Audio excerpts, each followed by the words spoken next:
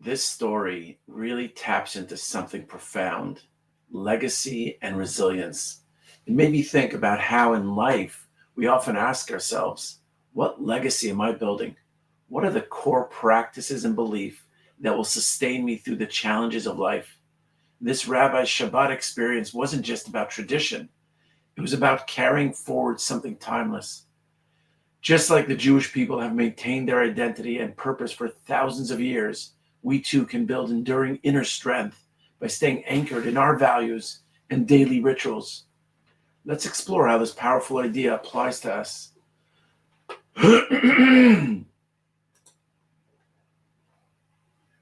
When I backpacked through Israel in my youth, and there was a wonderful rabbi who let me stay with his family, actually, in a village called Beitar.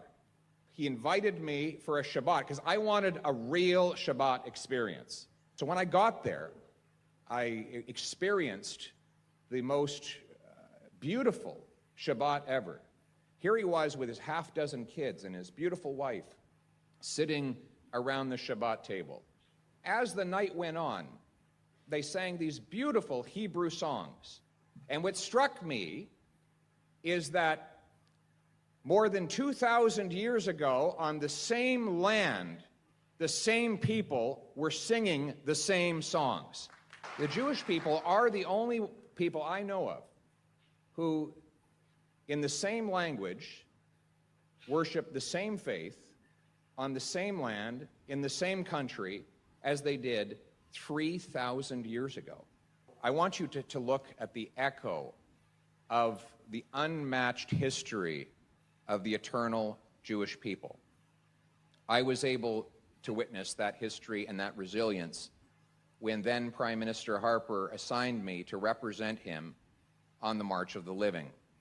I remember being shaken by the images that I saw there, the prosthetic limbs that had been ripped off incoming prisoners and gathered up in a storage room, the sheared hair, the jewelry, the instruments of torture. But most of all, I saw Israeli flags flying in the wind. The Star of David, the symbol of the Jewish people and now its homeland, was like a symbol of triumph. It said, from the faces of those Jewish young people, we are still here. You did not stop us. You are gone and we are still alive. Think of the trash can of history. It is filled with those who have tried and failed to destroy the Jewish people. From the Pharaoh to the Haman, to the totalitarian socialist dictators of Hitler and Stalin, all of them have been defeated. And yet the Jewish people still go on. I don't know what the world will bring tomorrow. I don't know, much less 100 years from now. But I do know this, that 1,000 years from now, whatever is going on Fridays, as the sun goes down, there will be a Shabbat in Israel. Those songs will still be sung. The Jewish people will go on, and they will still say, Am Yisrael Chai. Thank you. This story of resilience really hits home. It's a testament to the power of rooted identity, knowing who you are and where you come from. That's what sustains people through the hardest of trials. We talk about building habits and creating a vision for our lives, but it's about more than just self-improvement.